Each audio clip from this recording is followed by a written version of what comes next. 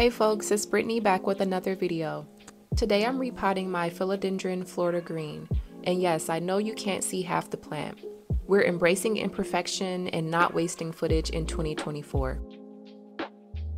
As I have tended to my plants over the years, I have learned to embrace failure as progress. Just like this half-hidden plant, sometimes in life we can't see the whole picture. The lessons I've learned in not knowing how to keep certain plants alive have helped me become a better plant parent. We might fail at times on our way to our goals, and that's okay. It's all about learning and growing.